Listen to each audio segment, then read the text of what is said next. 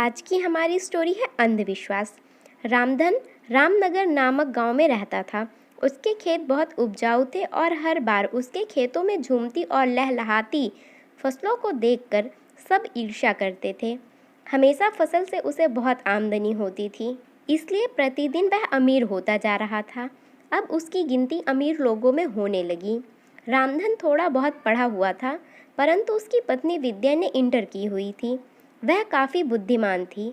वह रामधन को हमेशा समझदारी भरी और व्यवहारिक बातें बताती, किंतु वह उन्हें गंभीरता से न लेते हुए मजाक में उड़ा देता। वह पुराने विचारों का था, इसलिए जादू टोने, अंधविश्वास व भाग्य पर बहुत यकीन करता था।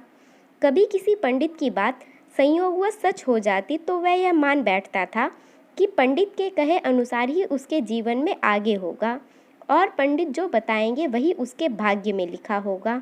उनके विवाह को 5 वर्ष हो गए थे, किंतु दुर्भाग्यवश अभी तक उनके यहाँ कोई संतान नहीं थी। रामधन अनेक पंडितों से संतान योग पूछकर आता और फिर वह जो करने को कहते वह विद्या को बताता। कभी कहता कि पंडित ने कहा है कि यदि रात को हम एक विशेष जाप करेंगे तो हमारे यहाँ शीघ्र ही एक स्वस्थ संतान का जन्म होगा। कभी कहता कि यदि हम पंडितों को 11,000 रुपया दक्षिणा दें और उसे विभिन्न तरह के पकवान खिलाएंगे तो हमारे यहाँ गुणवान संतान होगी। विद्या रामधन की इन मूर्खता भरी बातों पर सिर पीट लेती। एक दिन विद्या रामधन को अपने साथ जबरदस्ती शहर के डॉक्टर के पास ले गई। डॉक्टर ने उन दोनों का चेकअप किया। चेकअप करने पर उसने उन्हें उचित इलाज करने का परामर्श दिया।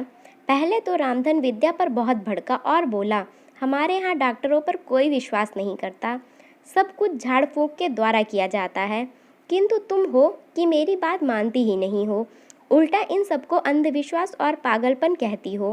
12 क्लास क्या पढ़ गई हो, अपने आप को अफसर समझने लगी हो। उसकी इस बात पर विद्या बोली, देखो यदि डॉक्टर के बताए इलाज से हमें बच्चा हो गया तो तुम इन अंधविश्वासों पर विश्वास करना बंद कर दोगे और हमेशा के लिए इन जादू टोनों से दूर रहोगे।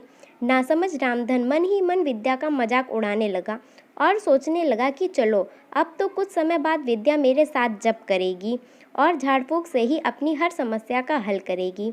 उधर विद्या ने डॉक्टर द्वारा बताए गए इलाज को समय पर किया। कुछ ही समय बाद उनके यहाँ एक सुंदर सी बेटी ने जन्म लिया। रामधन यह देखकर हैरान हो गया।